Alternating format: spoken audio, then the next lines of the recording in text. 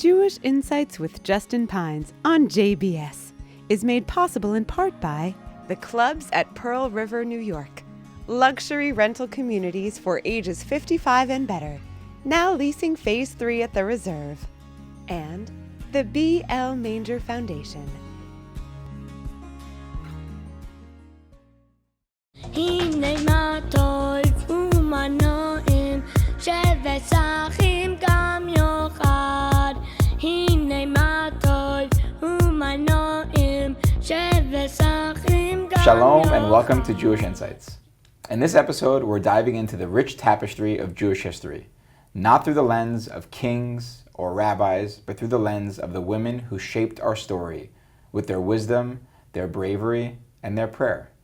My guest, Dr. Aliza Lavie, is a scholar, author, and former Knesset member who has dedicated her life to making sure these women and their contributions are no longer forgotten. Her book, A Jewish Woman's Prayer Book, is a beautiful and moving collection of prayers written by Jewish women throughout the ages. And her powerful new book, Iconic Jewish Women, 59 Inspiring, Courageous, Revolutionary Role Models for Young Girls, invites us to rediscover the leaders, rebels, mothers, scholars, and visionaries who carried Jewish life forward, often in silence, but never in vain. I want to thank our mutual friend, Yehuda Cohen from Beit El-Azraqi, for connecting me with Aliza, and it's an honor to welcome Aliza back to JBS. Bruchim habayim, as they say. Hi, Justin. I'm so happy to be here back. Yes. We're not talking about the years in between, huh? Yeah. 2008, you were interviewed by my predecessor, Rabbi Mark Golub, on I think what was then called Shalom TV. Yeah. So it's good to have you back, and Thank he you. was overwhelmed with enthusiasm for your book, which I feel as well. I actually have a copy here. What I used to prepare was a book that you dedicated to him. So it's beautiful. You have an inscription to Rabbi Golub in here. So Yeah, it was. It's been a journey since 2008, and we're excited to have you back. Yeah, the year that the book was published here, became bestseller, got the National Jewish Book Award, and it's really 20 years, since the book was published in Hebrew, and it's something that came back home.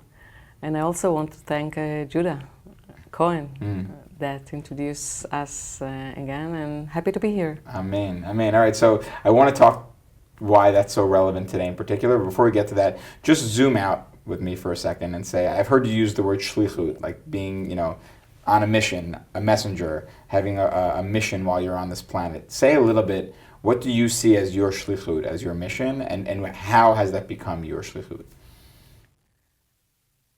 My shlichut is, to bring back our knowledge, but more than that, our experience, mother's experience. We need it in these days badly. In your life, sometimes you feel that you don't have answers. In your personal life, as parents, grandparents, as leaders, everybody is leaders. You can run a supermarket, a community, your office. Everybody has his own life mission. But for me, instead of other things I'm doing, I feel that always I say to my children and my students, when you can't find the answer, go and make your own research.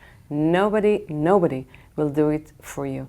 And when I realized that I can't find answer to questions concerning my heritage, who am I, how come that activities that I was involved together with my colleagues, friend, in the arena of the questions about us as Jewish women. And we couldn't find support and help concerning questions that now it's obvious, but think about it, 30 years ago, to speak about this or about that and to find yourself alone, women that become familiar with the Torah deeply and the Gemara and ask questions. And now it's totally different time, but thanks to that period, but I felt that time, how come that there is no understanding from the spiritual leaders around us? And I became familiar with the question, what other women did in the past. I'm not the first one, I'm not the only one that feel. And then I started, thinking about my grandmother. My grandmother that came from Afghanistan, 1920, to Jerusalem, to the Bruriah neighborhood. My granny, she didn't know how to write or how to read, but my grandmother, when she was in the synagogue, together with her friends in the women's section, and the Baal Koreh, the man that read in the Torah, made mistake, so she is the one that correct him. Wow. How come? How come? She knew everything by heart. And you know, I'm thinking about it. How come that I'm not familiar Baal Peh, oral, with a Deborah song, or we're going to read Ruth. And so, let's be honest. Can you say it by heart? Mechami, Eloai, Eloai. How come that my grandmother and her friends knew everything by heart? They went 3 times to the synagogue every day, each day, rain, hot day, doesn't matter. They were there around the synagogue, in the synagogue, together with the community. So, you know, when you ask things like that, you understand that the knowledge, it's not only in our generation. They didn't have Rabbi Google, we have, but we have to bring back the experience, knowledge, and especially the answers to our generation. Beautiful. All right, so I know you're not necessarily a historian, but why do you think that is? Why did we have generations of people? And I think of my grandma Dora, my great-grandma Dora, my father's mother's mother, who was saying Tehillim, Psalms by heart all day, every day. And she had all these, she could quote from Torah for every occasion. She had these different sayings that she would quote. And it's just much less not the case this day. Is that because we became focused, in the case of Israeli Jews, on building the state of Israel, and kind of Torah got put to the side? Is it a gender thing? What do you think? What do you think happened? My granny, like your grandmother, knew how to speak with God, with their own personal prayers. In most intimate moment in your life, when you ask, pray, beg. And they knew how to do it. They have intimate moments with the Creator. And I think that since Israel was established, many of us became ashamed of our mothers, maybe languages, rituals, customs that we didn't feel that it's modern or it's part of our life. And the gap between Sephardic and Ashkenazic, and the main nusach that in the beginning of Israel we thought it will be better to have one nusach. But in this generation you see that many of the bar mitzvah, for example, boys, decided to read in the Torah in the nusach, the style that the grandmother from Yemen, from Italy, from the nusach that the family had. But the father normally read the Ashkenaz nusach because of many reasons. Political issues, maybe it's not modern, we don't want to continue speaking in Ladino, Arabic, German. So it's became a little bit, but now in these days, last 10 years approximately, you see the rituals are coming back. And after October 7, it's totally different story. Think about the rituals to bake challah and to pray. You can find it everywhere in the world. In Israel, not only in the Orthodox communities, in the army, during soldiers, women, in schools, in every corner, in the hostages square, houses, many other places.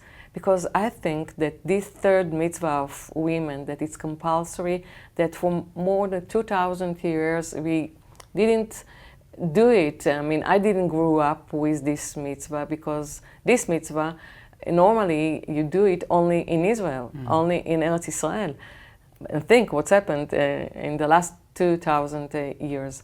And suddenly, it's I don't know, it's nature to come back and to feel the holy moments when there is, as I said, time that you don't know what is going on, and you can't even trust anymore the leaders or the understanding that someone is leading.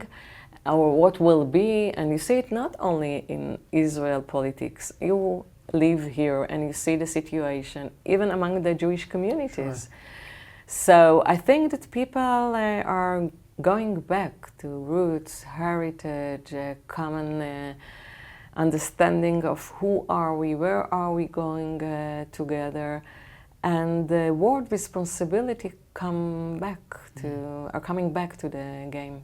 Beautiful. So I hear you saying a few things. One of them that stands out to me is this idea that in all moments in our history, we kind of have this moment where we pause and look back and say, well, what can we learn from the past, right? The most common thing in America, everything compares everything to the Holocaust. Is this the new Holocaust? Is this the new Germany? What's going on? That kind of thing. And Israel, of course, as well, you know, looking back on previous wars or times where different things happen. I hear you adding to that conversation, instead of only looking at history, also looking at our spiritual journey. Also looking at, you know, what were the things that women were doing 1 generation ago, 2 generations ago, 1,000 years ago, 2,000 years ago, as you show in your book about Tefillah here.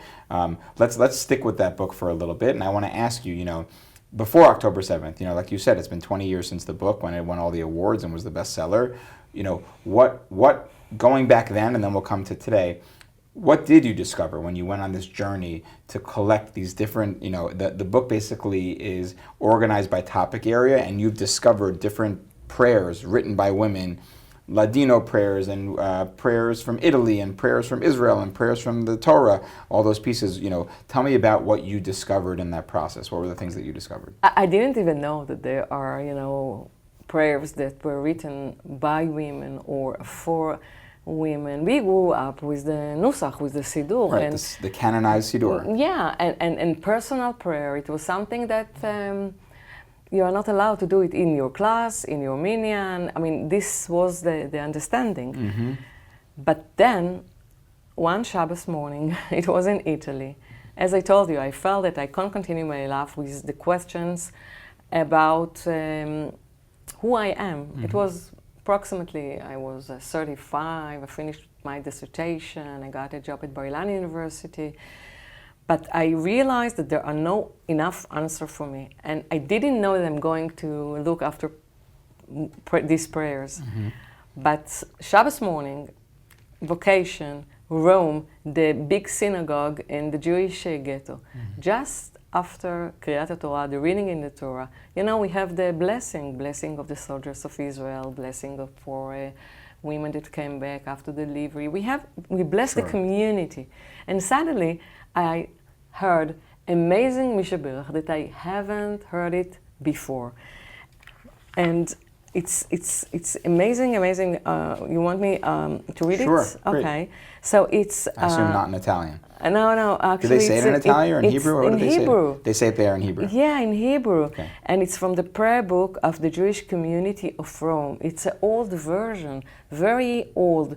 And the prayer and the blessing is for beautifying the synagogue. How old is this prayer? You know? Many years What ago, century? hundreds years ago. Okay. This is very old Nusach. Okay. And he who's blessed Sarah, Rebecca, Rachel, and Leah, may he bless every daughter of Israel who fashions a coat or covering with which to adorn the Torah, or who prepares a candle in honor of the Torah. May the Holy One, blessed be He, pay her reward and grant her the good that she deserves, and let us say Amen. And Justin, in Hebrew, it sounds much better. Mishaberach, Always does. Sarah, Yeah. Rivka, Yeah. Rachel, Leah. Yeah. First, the first mothers. Yeah. How come? Yeah. And it's very, very old, ancient prayer. You can hear it when you go next time to the Jewish ghetto in Rome. You'll hear this prayer. There is in Israel only one place that you can hear this amazing Mishaberach every Shabbos morning, in the Italian synagogue in Rehov Hillel. So Mishaberach Sarah, Rivka, Rachel, ולאה, הוא יברך, blessing every daughter of Israel. Why? Why women in New York, Jewish women in New York, Washington, Atlanta, Miami are not deserve such a nice Mishaberach every Shabbos? So I was shocked.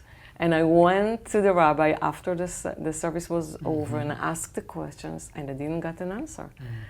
And since that moment, I started my research and I became with the fact that Jewish women, most of them didn't know Hebrew. And to pray via language that you are not familiar, it's complicated. We can discuss about it even in our days. It's to open the Siddur, even though you have the translation on the other side, but it's not easy. So think about our mothers and fathers that didn't know Hebrew. What did they do? So when we speak about our grandmothers' personal prayers, so most of them, I got it, from oral testimonies that women gave to me. Men told me about their granny or in the families I found in old archives, synagogue. Wow. And that's how I become, like a puzzle to collect.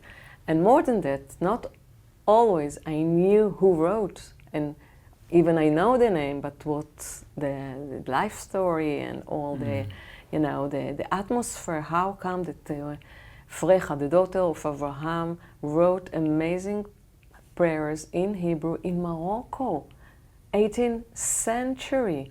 I needed professor for Kabbalah to explain me, Aliza, because I didn't understand the deep prayer. It was in Hebrew, but Hebrew that, very old words. So, and the meaning and the understanding. So yeah, it took me 3 years to understand what I have in my hands, and I just, translated to Hebrew. In Italy, the prayers, for example, are in Hebrew. You can go to JTS, in the rare room, you can find the books or other museums. Very nice, pretty special Siddurim for women that was written mostly and edited by groom to her wife, bride, or fathers to their daughters. Nice. Wow. All right, more questions. First of all, the one you mentioned, the woman in Morocco, the daughter of Abraham, what's her name? Frecha. Frecha. So tell us a little bit about that one. What was that prayer about, and what was the meaning you discovered in it? The meaning is a prayer for redemption. Think about that. It was the bad days in Morocco, and the Jewish community ran away. And unfortunately, we don't know what's happened with her. And we know that her father didn't find her, but they found several prayers that she wrote. She was a holy woman that taught Torah to the community. Everybody came and asked her advice. Who is she? More we have to research. Professor Schenirer wrote about it. But Frecha bat Rabbi Yahu is one example. Paula bat Rabbi Avraham. Paula, the daughter of Abraham, from Italy, 13th century. She copied book. Who is she? 13th century. This is the oldest prayer in the book. How come? And how come that we didn't know about these women? Fanny Noida wrote whole book in Old German in the Czech Republic. Lostice, very small, neglected village. Wow. And her book became bestseller. So for me, it took me many years to find the book, and she wrote amazing prayers for the first time for a moment that she thought that women didn't have enough prayers for intimate moment. And there you can find a prayer for a mother that her son goes to the army. And by the way, this prayer became well known in Israel. And since then, like you asked me, who is Fanny Noida, I brought the knowledge that and the information that I found, but it took me 10 years to make another research about Fanny Noida and publish another book about her book and translate the book originally. So that's how it goes, like a huge puzzle that thanks to many people, communities, researchers that sending me the materials, testimonies, explanations, stories. You mentioned the Holocaust. I found some Haggadot that were written in Auschwitz and other places. And sometimes you can find more information in Yad Vashem or in Spielberg archive. So this, in the way how you find and make the puzzle wrote. Well, and I'll say a word that I never heard before reading your book is tehinot. I was thinking of like tehina you put on falafel. I didn't know what it was, and I thought maybe it's like it was a misspelling and it had to do with like tehilim or something. But what is a tehina? Explain what that is for people. Justin, I'm sure that your grandmother used the prayer of tehinas. It's in Yiddish and. Some prayers, and Tzena, the book, the famous book that was so popular among women and men, because not all the men knew Hebrew, and people, wanted to pray, wanted to speak with the Creator, ask for advice. We familiar with it, and I think that. The tehinas, Sarah Batovim, Sarah the daughter of Tovim, and other women, they realize the women's needs, they identify the situation, very, intimate situation that women ask for advice, help, suggestion, and they wrote the prayers for them. And tehinas, you mean the Ashkenazic area, and all of them, all of them are in Yiddish. Right. And it's like you call it in English like a supplication. It's a personalized prayer that someone wrote, and there are collections of them. That's the idea. Yeah, but there is different, and it's interesting. It's different between the way that it's written in Ashkenazic area if you compare it to the Sephardic. Sephardic always have much more customs and rituals in together. For example, Rosh Hashanah. So the Ashkenazic have apple and honey. But you know what happened with on the table on the Sephardic families. Sure. You tell the story via signs, via food, and think about the clever way, the tool to educate, to tell the story, to share. The most important thing is to tell our story, and when you do it via products, via food. Think about it. Honey, apple, what is it all about? Okay, but this is one example. In the Sephardic table that many Israeli adapted it because it's so good to tell the story for us, to our children, the family, lonely soldiers, people that made conversion. Who are we? What is all about? And I think it's most important thing to add also in Leil HaSeder, in Passover. The most important mitzvah, again, is to sit down and to tell a story. Think about the games, Afikoman. What is all about? Right. What is all about is we want the children with us till the end of the evening. But when you go to Morocco, Algeria, the communities, Tripoli, you see and you find another games, not only the Afikoman, during the meal for the children. And they are part of the long night together with the parents, with the crowd. And it takes time to read in the Haggadah and then to come back and read in the Haggadah. And this is the most important thing, to know how to tell the story. So if we are talking about women, prayers, costume, rituals, food in our religion, it's something that you can tell the story. Shavuot, the most dangerous thing is to come to your mother-in-law without cheesecake. נכון או לא? Am I right or wrong? You're right. No, 100%. So what is all about cheesecake? Okay, what's it all about? Milk, the Torah, all the stories, the midrashim that explain this and that, many. But it says, Shavuot is coming. Go to the supermarkets in Israel. Even here, the kosher supermarkets, it's a huge party with all the cheese around. What is it all about? So, think about the cleverness of our mothers. I mean, I know what the midrash, I know what the custom is for why we eat dairy, but say more about the cheesecake. You're saying it's well, you say. What are you imagining? It's the Torah.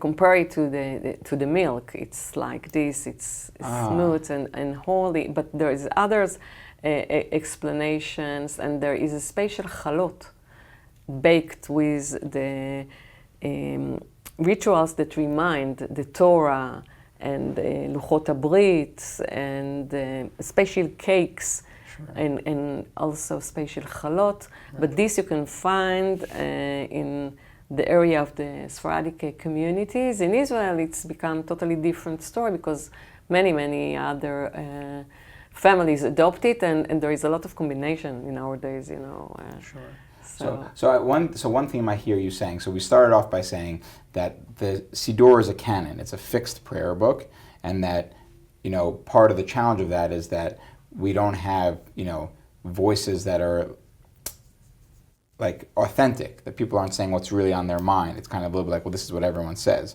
But then there's this other piece of this now, which is that you've discovered all these different prayers written by women that have, in some ways, some came and went and you rediscovered them. Some of them are canonized, right? Like in Italy, they still say this prayer all the time.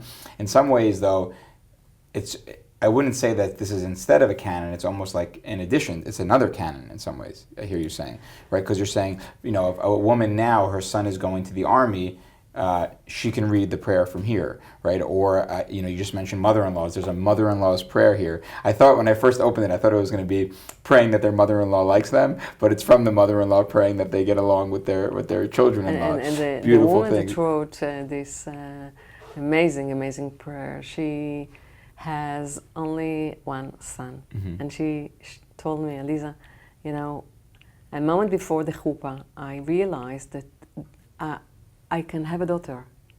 I feel that I can have a daughter, and I pray to God that my daughter-in-law will be my daughter. Mm-hmm. And this is all about, and I think about it, as a mother-in-law, as a wife, and I have mother-in-law, and I love her so much, and I call her mother, and it's a blessing. It's a blessing. But on the other hand, the story in Shavuot, by the way, it's in between mother and daughter-in-law. And this is the only story in all Bible in between this relationship. And when the prophet want to describe the bad days of Am Yisrael, he described the fight between mother and her daughter-in-law. Mm. So how we build our relationship, you need that in your house, your children will say about you good things. Mm-hmm. And the Torah gave us the example. We are going to read, Megillat Ruth, and to read it after October 7. In the end of the Megillah, there is a blessing to the neglected woman, the outsider that came, and the people of Israel called her Ruth the Moabite. Mm-hmm. Not Ruth like in the beginning of the Megillah, but in the end, from her, the Messiah will come. Mm-hmm. And the blessing till now, every wedding, is the blessing of Rachel and Leah. Again, two sisters. What was between them? Why Rachel first and Leah after?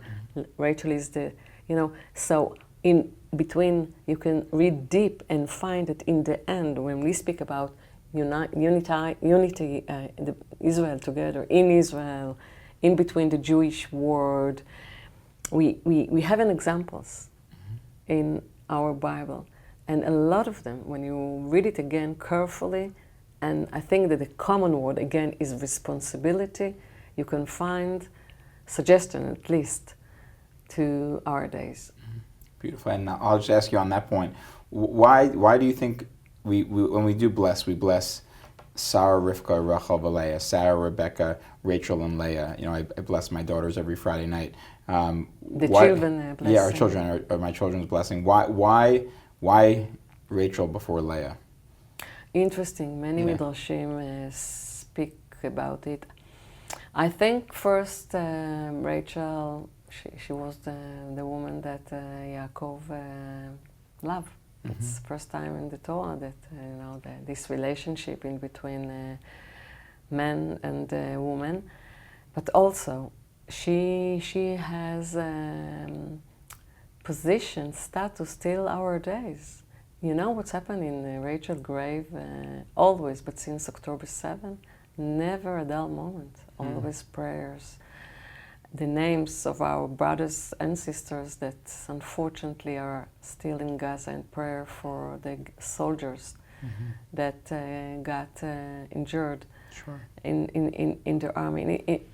And even now, you know what is the situation. And Rachel, the promise, you know, ושבו בנים לגבולם, the banim will come back. And I think that, you know, Rachel before Leah, but you remember, in between the tribes, the 12 tribes, always there is fights and this and that, and how come, and Israel and Judea, and you remember, we're familiar with all the prophets and what the words that they said, but in the end, we should live together. And unfortunately, sometimes we feel that we came back to the 12 tribes instead of being together. Sure. And I think that when you put a zoom in to the examples like we mentioned and in the prayers, and you know, even in the most intimate prayer that I found, women are praying for themselves, the families, sick child, the situation, whatever, but also and always for the people of Israel. Always, always, in its most intimate moment before blessing the candles.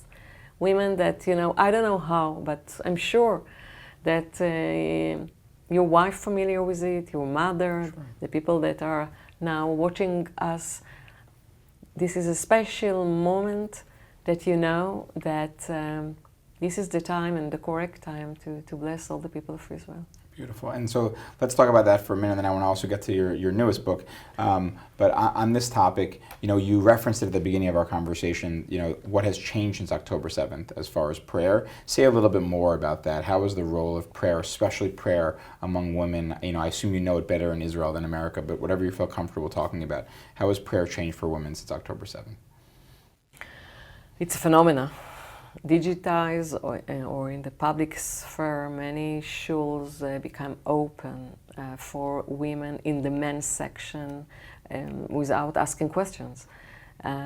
Leading prayers. Wait, what does that mean? Women. You're saying women are going into old synagogues that normally, you know, women weren't allowed to go to the men's section. Suddenly, when we ask to be together and gathering and pray, it's open. like an all women's prayer group. Yeah. And we became together, or you know, where is a tough time. So you got a WhatsApp groups, Tehillim groups that every day. I'm telling you, women pray. There is the divine, the Old Tehillim, and say it every day. Right, they go through the book of Psalms in a day, or sometimes more than once in a day. Yeah. Same thing in America. Okay. Yeah. And phenomena like this, I know. It's a combination here in the States, right. Other countries, in Israel, sure. in the square. We are sitting together there, and the mother's prayer and the daughter's prayer, and it's become an issue. And you ask me what's happened. I think the definition between דתיים, חילוניים, secular, religious, ultra-religious, this phenomena create new relationship, especially among women, but more than that. I'm not saying that everything okay. We have a lot of issues on the table.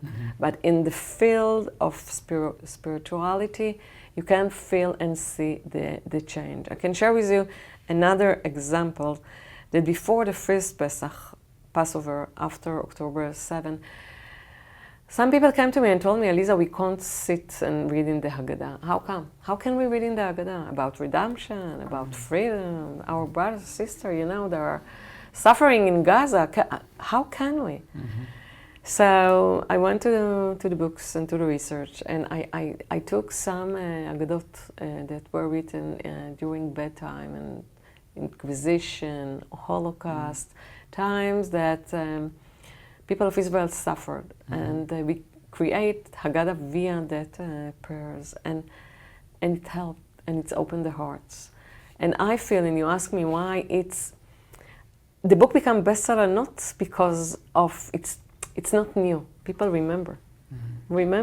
You remember your grandmother, even though you didn't meet her.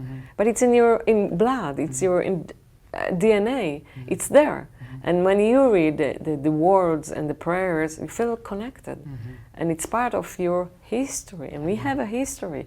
You are not alone. Loneliness, in our generation is something that it's here, even though that we are so close, but it's here. People feel that they're alone, without any connection. And again, to read and to be part and to understand that you are part of amazing and long history.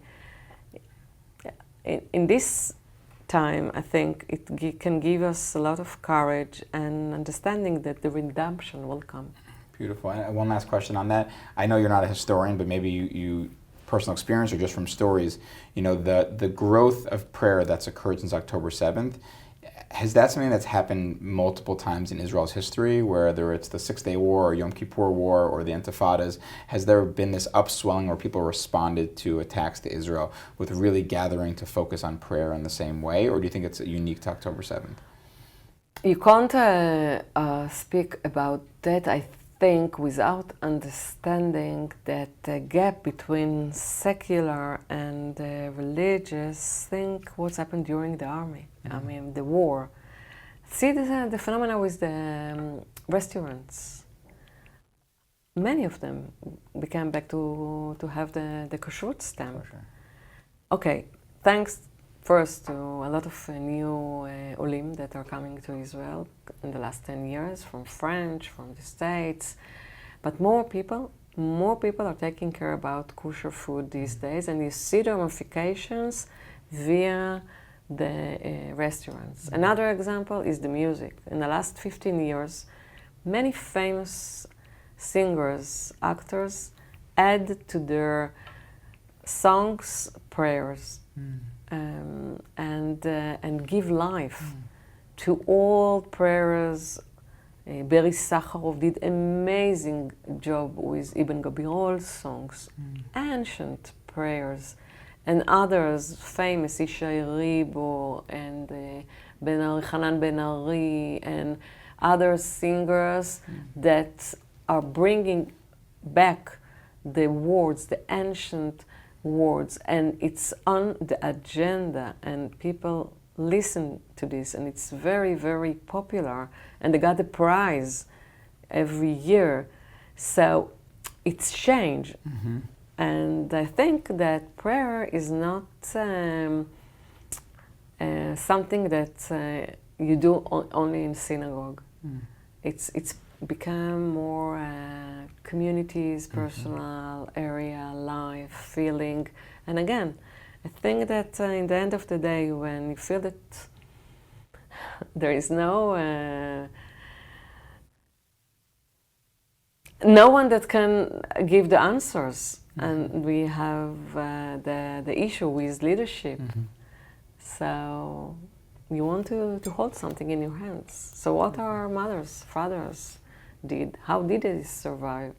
So when you find Agada, small Agada, that was written in Auschwitz with the amazing word that in the end she said that if God took Bnei Israel from Egypt, He will take us from Auschwitz. And she ended this small Agada of 6 sentences with this sentence, and you say to yourself, who is she? How come that she wrote this amazing Agada? Who is Tobit Rakeltaub that wrote this Agada? She's from Munkach. How come that she wrote this Agada in Auschwitz in Hebrew? I didn't need to translate this Agada. She wrote it in Hebrew. Who is she? Who is Tobit Rakeltaub? And how come that we are not familiar? Because we know the history. But our history didn't start in the Holocaust. It started years before. Years before. Esther the Queen. Esther the Queen. In the beginning of the Megillah, she was passive. She was taken. She was, did this. They told her to do that. No even one word. And suddenly, she gave the order. Since Mordechai sent her a message, and that's it. And she changed everything. If we are talking now, our days about anti-Semitism, about to be clever and build strategic, to work with the king like parties. So she arranged 2 parties. She was very clever. On one hand, she said to people of Israel, go and fast 3 days. I need all of you together. I can't do it by myself. So leadership suddenly. And on the other hand, strategic, she knew how to go and handle the thing and change the reality. But more than that, in the end of the Megillah. And in the end of the Megillah, don't forget that the spiritual leaders that time didn't want to have this Megillah in the book of books. And she said, remember me for generation. You are going to include this story because I know I'm going to be a role model for more women that will be in my position. Agam Berger, when she came from Gaza, she said, we try carefully to think about Yom Kippur and to fast in Yom Kippur and to think that today is Pesach and we didn't eat this and that. And also I felt that I want to fast in Esther fast. Why is that? Lama? Why? What is all about? I didn't have, opportunity yet to interview her. But when I read this interview with her, and she spoke about Esther fast for her first time, fasting this fast in Gaza, what is all about? So, yesterday I went to the museum here in the Jewish Museum. They have amazing exhibition about Queen Esther since Rembrandt painted it. So why? Why many women that time wanted to be like Esther the Queen? So collect, examples of leadership. How come that this beauty queen become the leader of the people of Israel and changed the reality? And more than that, she's one of the 7 prophets that we have. And she saw that more women will need her presence. Beautiful, beautiful. All right, so let's go with that for a minute, and that transitions nicely into the book itself. So you've mentioned leadership, you mentioned Esther, who I know is in here. Talk to me about this iconic Jewish woman. There's 59 stories in here. Each one is more interesting than the next. Some of them are very famous, some of them are less famous. Share a couple of the ones that stand out to you, and tell the story of why you chose them and why they're so powerful to you. Wow. First, let's start with Emma Lazarus. Okay. Who is Emma Lazarus? Yeah. Status of Liberty. How come that her song and why we're not familiar? Yeah. And why there is no even one place in Israel named after her? In here also. Doña Gracia. I know that you like Doña Gracia. Sure. Who is Doña Gracia? Yeah. And 16th century, back to the Inquisition during time, after amazing periods in between the Jewish people, then the Arab and the Muslims, suddenly the history changed, and the king and the queen didn't want that the Jewish will stay in Spain anymore as Jewish people. Either you convert or either you change, etc., etc. And we're familiar with the rest of history. But Doña Gracia, she grew up as a Christian, and only in her bat mitzvah, her mother called her and told her, hey, you are not anymore with your Spanish, Portuguese name. You are Chana Levet Nasi. And she said, what is all about? And the rest is history. She became one of the richest women in the Jewish world, 16th century. And she changed the history for the people that ran away, the Morenos that ran away, that tried to continue their life and find them and help them. She by herself went first to Europe, and then she found herself in Venice.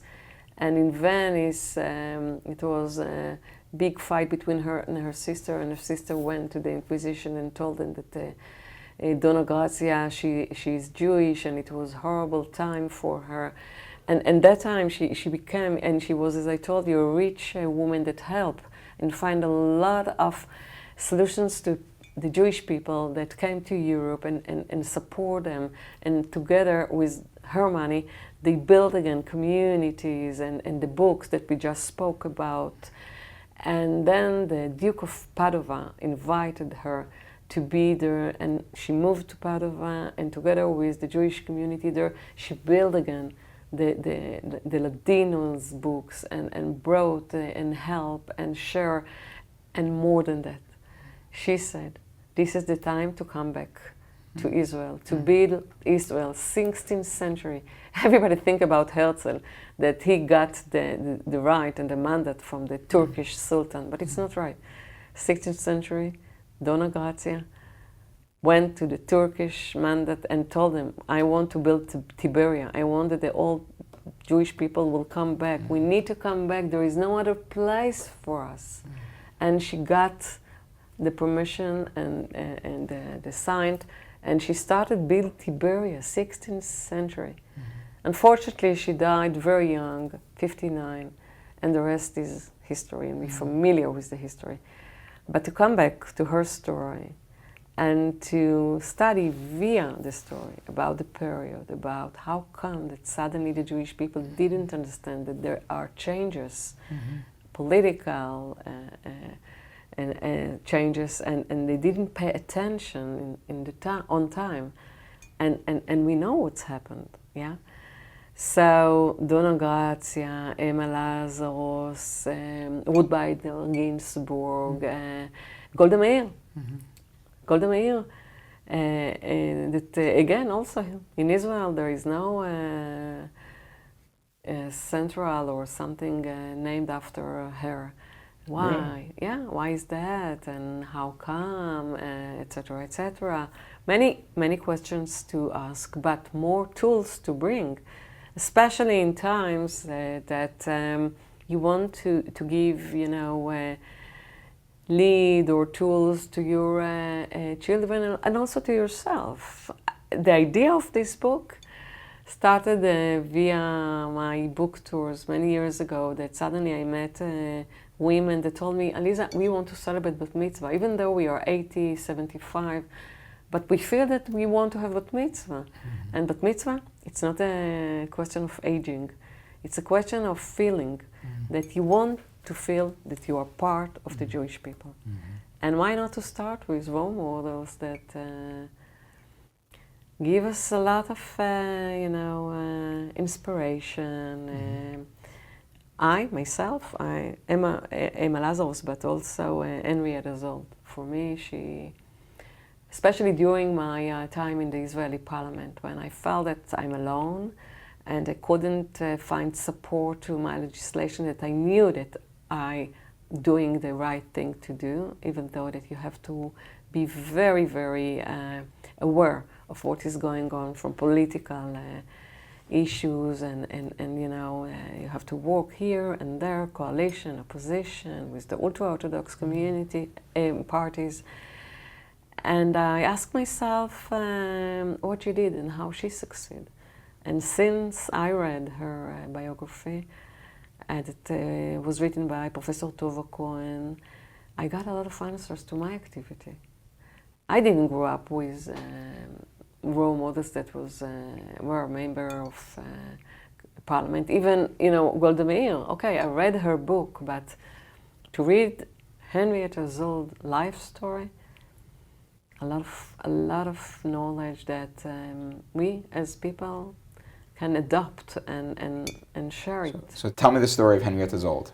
Wow, Yeah. I adore her. Henrietta Zold, by the way, she was the first student at JTS. How come? Henrietta Zold, first Zionist woman.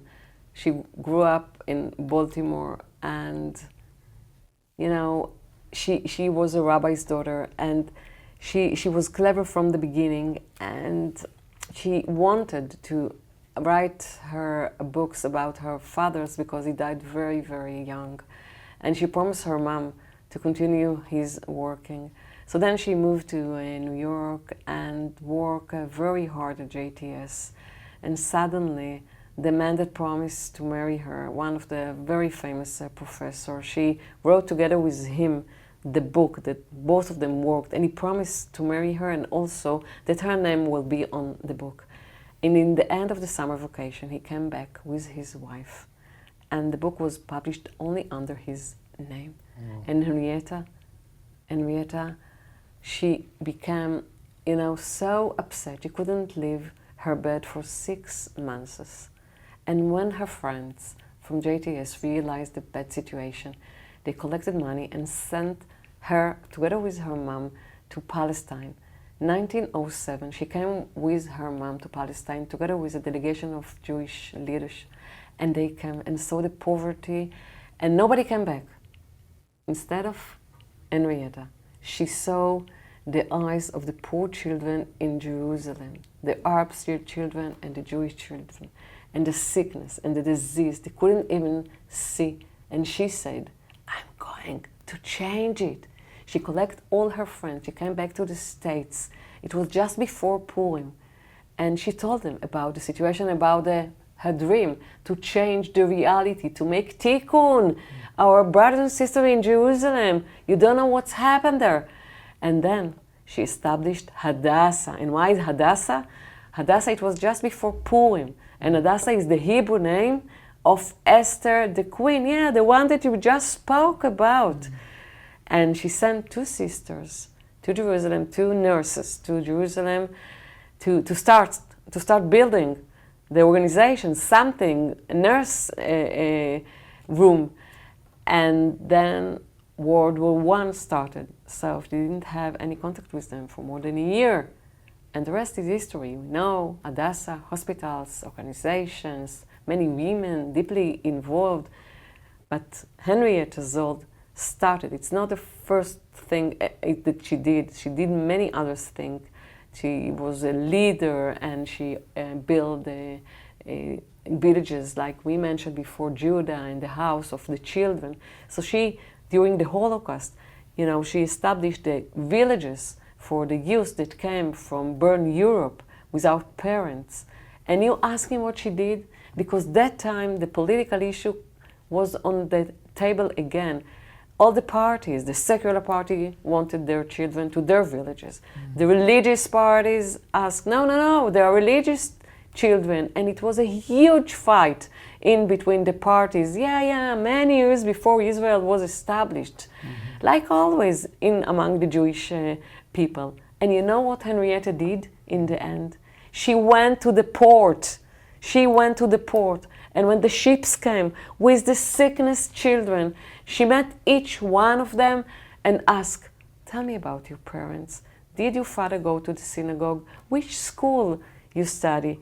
And after that interview and she took the testimonies and sent the children to the right place. So from this example, we know what is political decision and what is human decision as a leader. Mm. So for me, she is one of my role models in life. Unbelievable. I'll ask you, I guess, our last question. You mentioned that she influenced your work when you were an MK in the Knesset. Say, just give an example of when she was whispering to in your ear. What was the situation and what did you do? Actually, this legislation is really have a lot of contacts with our people that watch this show. When the other day, the chief rabbi of Moscow came to me and told me that there are a lot of agunot women that their husband left them and became agunot, no divorce. And women who are stuck in a marriage because they don't have a proper divorce paper, And the rabbinical court, very weak, and can't force the husband to give, a get. So he shared me the numbers, and he told me, Aliza, the state of Israel must do something. And I told him, they are not Israeli citizens. And he said, but who can help them? We need to do something. So I told him, go and speak with your colleagues from the ultra-Orthodox parties. Why you came to me? Rabbi Goldschmidt, Pinchas Goldschmidt, and I said to him, let's start, let's work. And it took me 4 years to legislate this legislation. It was very, very, very hard. A lot of difficulties concerning the international legislation, and Ministry of Justice was against, and Ministry of Foreign Affairs. And I, at that time, was part of a party that in the beginning the leader of the party said, okay, no problem. But in the end of the process, as I told you, it took me 4 years, said, no, enough is enough. You're not continuing working on this legislation. And in this moment, I understood that, yeah, when I'm talking about, to be alone, but to know that you have to continue work and make your own tikkun and your shlichut, there are always the prices. But sometimes you have to pay the price for other people. And yes, there are not Israeli citizens, but there are Jewish women that me, in this position, in the Israeli parliament, if I have the ability to help on this legislation, and thanks to this legislation, every Jewish woman all over the world can reply to the Israeli rabbinical court when there is no one around her in her community that can help, assist, and share the horrible situation with her. And thank God, since these legislations passed, many women got divorced. Wow, beautiful. Aliza, we're out of time. I've learned so much from you. I hope people will, if they haven't already discovered a Jewish women's prayer book, they should for sure look that up.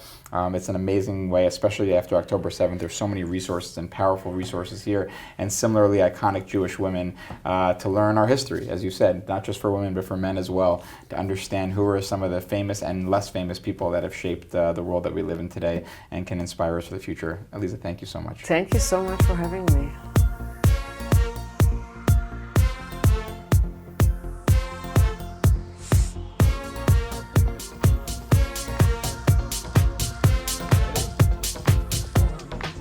הנה מה טוב ומה נעים, שבת שחים גם יאכל.